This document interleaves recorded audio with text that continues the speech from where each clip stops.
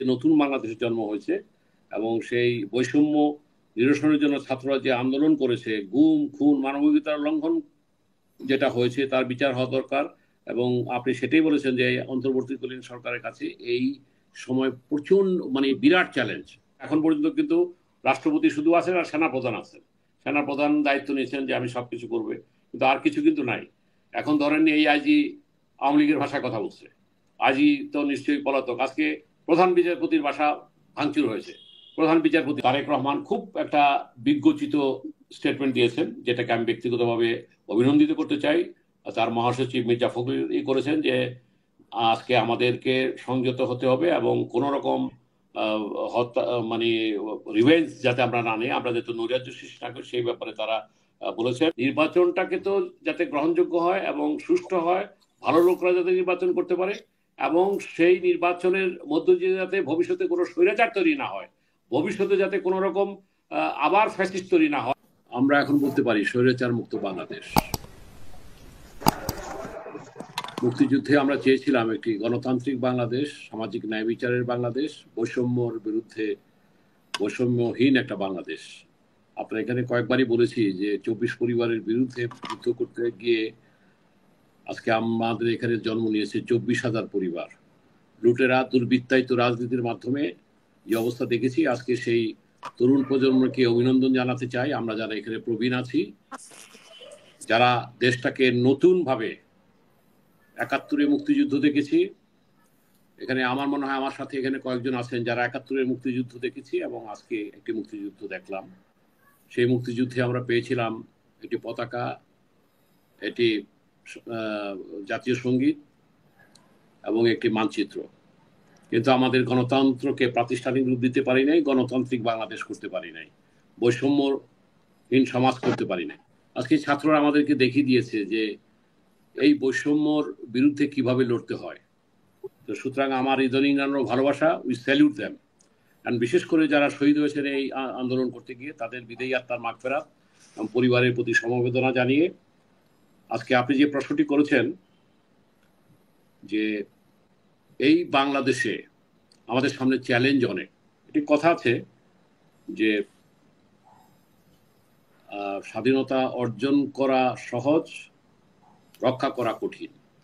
আজকে যে অর্জনটি হয়েছে, নতুন প্রজন্মের এই অর্জনকে আমাদের রক্ষা করতে হবে এবং সেই রক্ষা করতে হলে আপনি যেটা বলেছেন, আগামী দিনের যে অন্তর্বর্তীকালীন সরকার হবে, সেই সরকারের গুরু দায়িত্ব কিংবা আমাদের একটা মানে সামনের দিনকে এগিয়ে নিয়ে যাওয়ার জন্য বিরাট চ্যালেঞ্জ হবে।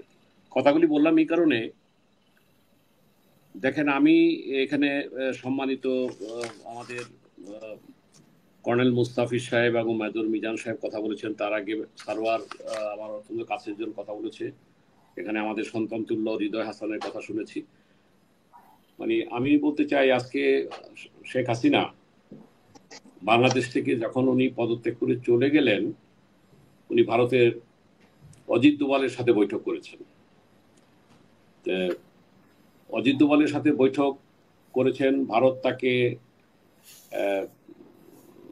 আশ্রয় দিয়েছে কিংবা সেখান থেকে তিনি লন্ডন যাবেন ইত্যাদি ইত্যাদি। তবে আমি মেজর মুস্তাফিজের যে স্টোরিটা বললেন আমি একটু শেয়ার করতে চাই, কারণ ওনারা ভালো বলতে পারবেন আমার চেয়ে এবং ওনাদের কথাটা যথাযথ হবে। আমি এটা বলার উদ্দেশ্য হলো শেয়ার করা, যেটা আমি জেনেছি বিশ্বস্ত সূত্রে, যে গতকালই এই সেনাবাহিনী তো আমাদের সেনাবাহিনী, ন্যাশনাল আর্মি, দেশপ্রেমিক সেনাবাহিনী, গতকালই বিভিন্ন ইন্টেলিজেন্সের মাধ্যমে রিপোর্টের মাধ্যমে যে খবরটা পেয়েছিল, গতকালকে বিকেলে প্রধানমন্ত্রীর সামনে বলেছিল যে এই মুহূর্তে পদত্যাগ করা ছাড়া কোনো মানে নাই। যখন নাকি লাস্ট ছাত্রদের পক্ষ থেকে ডিসিশন দেওয়া হলো যে একদিন আগে আগায় নিয়ে আসলো, যখন এই আজকের মুভমেন্টটা, অর্থাৎ এটা ছিল আগামীকাল মঙ্গলবার ছিল মার্চ টু ঢাকা। তো যাই হোক, বিভিন্ন জায়গায় যখনই হলো যে কারফিউ ভেঙে হাজার হাজার লক্ষ লক্ষ জনতা বিভিন্ন দিক থেকে আসবে, যেটা আজকে হয়েছে। তো এই ইনফরমেশনটা যখন আর্মি সেনাপ্রধানের কাছে ছিল, সে কিন্তু মাননীয় প্রধানমন্ত্রীর কাছে আজকে সেই স্বৈরাচারের কাছে গিয়ে যখন বললেন যে রিজাইন করা দরকার, কিংবা আপনি কাউকে যাকে মনে করেন তাকে দায়িত্ব দেন, আপনাকে পিসফুলি এক্সিট করার দায়িত্ব আমাদের। উনি নাকি কাগজটা ফাইলটা ছিঁড়ে ফেলে দিচ্ছেন। এটা আমার শোনা, এটা জাস্ট আমি শেয়ার করতেছি। তো যাই হোক, তারপর তারা রাত্রেবেলা এই আর্মি চিফ, যেটাই সংক্ষেপে কর্নেল মুস্তাফিজ মিজান ভালো বলতে বলে, কাজ বলেন কি, চিফ অফ আর্মি স্টাফ আর কি। তো উনি নাকি রাত্রিবেলা বেশ সব অল কমান্ডারদের সাথে যেটা ভিডিও কনফারেন্সের মাধ্যমে কথা বলেছেন যে not to shoot any more, ছাত্রদেরকে কোনো রকম যাতে গুলি না করা হয় এবং তাদের মিছিলকে যাতে সুন্দরভাবে স্পেস করে দেওয়া হয় ইত্যাদি ইত্যাদি। এটা রাত্রেবেলায় নাকি হয়েছিল। তারপর সকালবেলা যখন 11টার দিকে তার কাছে গেলেন, গিয়ে বললেন, 45 মিনিট সময় দেওয়া হয়েছিল তাকে, যে আপনি যদি রিজাইন না করেন তাহলে আমার সেনাবাহিনী তারা কোনো গুলি করবে না, আমাকে উইথড্র করে নিয়ে আসতে হবে। কারণ গতকালকে আপনারা জানেন ex army chief of staff Iqbal Karim Bhuiyan থেকে আরম্ভ করে ব্রিগেডিয়ার শাখাত থেকে আরম্ভ করে ব্রিগেডিয়ার জেনারেল আনাম থেকে আরম্ভ করে অনেকেই বক্তব্য রেখেছেন, সেটা আপনারা সবাই দেখেছেন, জানেন। সুতরাং আর্মির মধ্য থেকে মেসেজটা ওয়াজ ক্লিয়ার, জনগণের মুখোমুখি এই দাঁড়াবে না।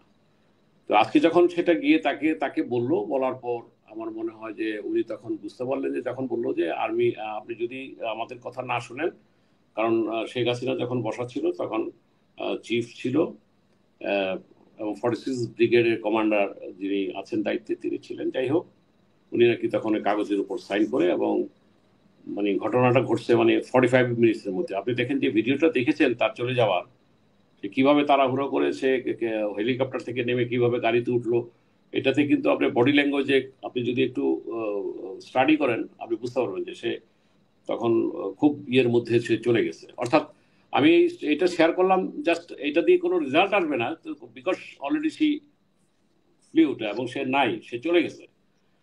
চলে যাওয়ার পর আমার বক্তব্যটা, এই ভূমিকাটা বলার উদ্দেশ্য হলো যে ইন্ডিয়াতে গিয়ে সে যে অজিত দোভালের সাথে কথা বললো, এটা আমার কাছে কিন্তু এটা ভালো বলতে পারবেন আমাদের মেজর মিজান কিংবা কর্নেল মুস্তাফিজ সাহেব, এটা আমার কাছে বন্ধু রাষ্ট্র, তার সাথে তার সখ্যতা আছে, তাকে তার মনে করবে। কিন্তু জিনিসটা কি, এটা একটা গভীর বিশ্লেষণের ব্যাপার আছে। কারণ ভারতের সাথে আমরা সম্পর্ক রাখতে চাই, কিন্তু ভারত যে কাজটা আওয়ামী লীগকে দিয়ে এতদিন করেছে, মানে এই জিনিসটা তো আমাদের মানে এই প্রজন্ম তো এটা সহ্য করবে না, এবং এটা গ্রহণ করা উচিত নয়। সুতরাং আমাদেরকে আগামী দিনের চ্যালেঞ্জগুলি মোকাবেলা করার জন্য আপনি যেটা বলছেন যে আমাদেরকে সেই নতুন বাংলাদেশ গড়ার জন্য, নতুন বাংলাদেশকে গড়ার জন্য আমাদেরকে যে যে শহীদ হয়েছেন, যে দমন পীড়ন এবং যে নির্যাতন হয়েছে, সে থেকে আজকে যে নতুন বাংলাদেশের জন্ম হয়েছে, এবং সেই বৈষম্য নিরসনের জন্য ছাত্ররা যে আন্দোলন করেছে, গুম খুন মানবাধিকার লঙ্ঘন যেটা হয়েছে তার বিচার হওয়া দরকার। এবং আপনি সেটাই বলেছেন যে অন্তর্বর্তীকালীন সরকারের কাছে এই সময় প্রচন্ড মানে বিরাট চ্যালেঞ্জ। কি চ্যালেঞ্জ?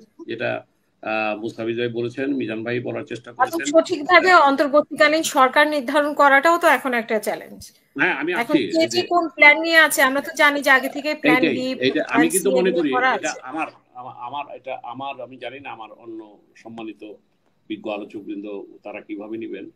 আমি মনে করি এখন কিন্তু আমরা মানে একটা, ওই যে বললাম স্বাধীনতা অর্জন তো হলো, বিপ্লব তো সফল হলো, কিন্তু এর পরেরটা কিন্তু খুব ডেঞ্জারাস পিরিয়ডে আমরা আছি।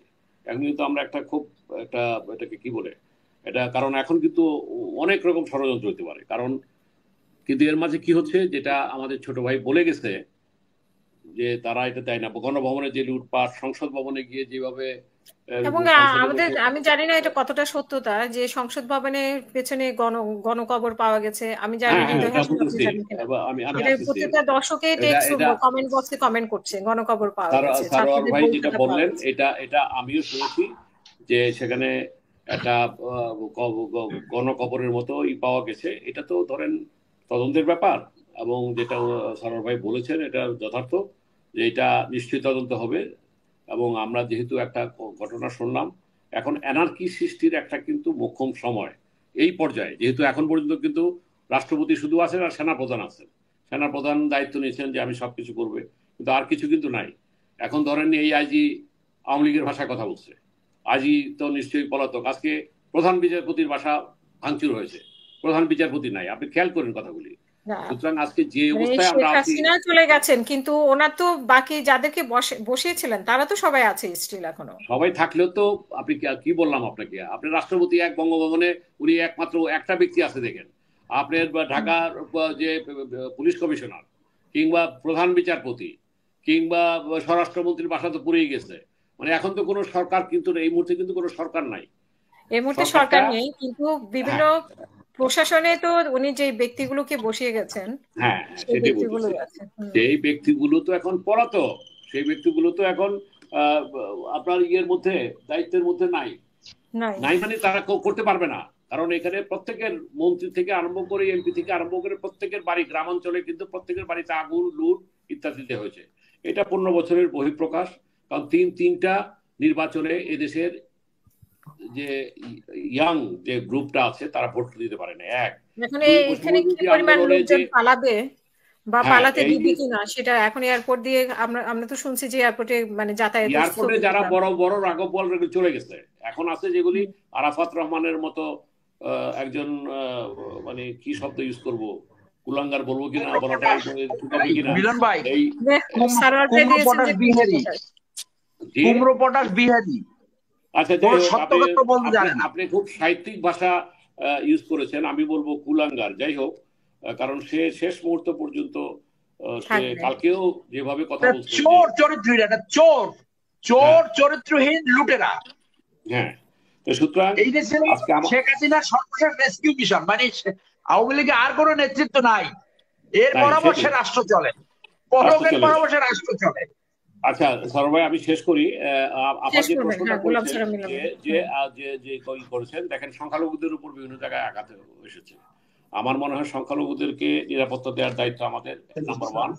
নাম্বার টু, ব্যক্তিগত আক্রোশ যাদের আছে এই পর্যায়ে কিন্তু আপনার আক্রমণ চলতেছে। যদিও আজকে বিএনপির পক্ষ থেকে তারেক রহমান খুব একটা বিজ্ঞচিত স্টেটমেন্ট দিয়েছেন, যেটাকে আমি ব্যক্তিগতভাবে অভিনন্দিত করতে চাই। তার মহাসচিব মির্জা ফখরুল করেছেন যে আজকে আমাদেরকে সংযত হতে হবে এবং কোন রকম হত্যা, মানে রিভেঞ্জ যাতে আমরা না নিই, আমরা যাতে নৈরাজ্য সৃষ্টি না করি, সেই ব্যাপারে তারা বলেছেন। এবং এখানে চ্যালেঞ্জগুলি যেটা বললেন যে সরকার গঠন নাম্বার ওয়ান চ্যালেঞ্জ, কারা কারা হবে। নাম্বার টু হলো হত্যার বিচার এবং যারা দোষী তাদেরকে বিচার করা, এবং এই জিনিসগুলি করাটাই কিন্তু বিরাট চ্যালেঞ্জ আমাদের। তো আমি আপনার মনে আছে পরশুদিন আপনার এপিসোডে আমি এসেছিলাম, সেদিন কিন্তু আমি বলেছিলাম আগামী 72 ঘন্টা কিন্তু আমাদের ক্রুশিয়াল, এবং আপনি 72 ঘন্টা জানেন 48 ঘন্টার মধ্যে রেজাল্ট হয়ে গেছে। সুতরাং এটা আমি ইনফরমেশন পেয়েছিলাম, কিংবা আমার বয়স যাই হয়েছে, আমার অভিজ্ঞতার থেকে, কারণ 90 এরশাদের সময় আমি যেহেতু ছিলাম তার সাথে, 90 তার শেষ করবেন গোলাম সারা পরিবর্তনটাও আমরা দেখেছি। তো সুতরাং এই সময়টা থাকে না। কিন্তু আজকে উনি যেটা, আপনি প্রথমে যে প্রশ্নটা করেছিলেন সারোয়ার ভাইকে, যে আজকে উনি কি অন্যভাবে করতে পারতেন না, অ্যাকচুয়ালি হাসিনা কি করে গেছে জানেন? হাসিনা কিন্তু দেখেন, এরশাদ সাহেব পতনের পর এরশাদ সাহেব জেলে গেছেন, জেলে থেকে 5টা সিটে উনি এমপি হয়েছেন। আওয়ামী লীগ কিন্তু রক্ষা হইতে পারতো, কারণ আওয়ামী লীগ 75 বছরের দল, আজকে তারা তো নাই। তারপরে একটা ইতিহাসটা বলতে হয়, আওয়ামী লীগ কিন্তু আজকে উনি যদি পদত্যাগ করে যদি সেইভাবে একটা ইয়ের মধ্যে দিয়ে যাইতেন, তাহলে আমার মনে হয় দেশটা আরো ভালো থাকতো। কিন্তু উনি কি করছেন? আওয়ামী লীগকে কবর দিচ্ছেন, ওই নিজেকে কবর দিচ্ছেন। আর শেখ মুজিবুর রহমানের কথা তো বললামই, যে ওনার 71-এ যাও, এটা অনেকে আমরা সম্মান করে থাকি, তার 71 পর্যন্ত তার ভূমিকার জন্য, আজকে সেটাও কিন্তু সে শেষ করে গেছে। আমি লাস্টলি যে কথাটা বলতে চাই, যে আমাদের এই দেশটাকে আমরা যেহেতু আগামীতে বাংলাদেশটাকে আমরা একটা মেধাভিত্তিক রাজনীতিবিদদের একটা সংসদ যাতে হয়, সরকার যাতে হয়, স্বচ্ছতা জবাবদিহিতা যাতে আমরা নিশ্চিত করতে পারি, এবং আমরা যাতে করে এটাকে কি বলবো, যে একটা সুশাসনের দিকে আমরা পরিচালিত হয়, এইটাকে যদি প্রতিষ্ঠিত করতে হয়, এটার জন্য যদি ওই যে আপনার 3 মাস 6 মাসের মধ্যে করতে পারবেন বলে আমি ব্যক্তিগতভাবে মনে করি না। এই কারণে, কারণ প্রশাসনের রন্ধ্রে রন্ধ্রে যেভাবে আওয়ামীকরণ করা হয়েছে, এটাকে ক্লিন করতে হবে। এবং এটাকে ক্লিন করতে হলে একটা সরকার, জনগণের প্রতিনিধি সরকার, সেটা করতে হবে। আরেকটা কথা বলে শেষ করতে চাই, যে সেই সরকারকে আগামী দিনের নির্বাচনী ব্যবস্থায় আমাদের সংবিধান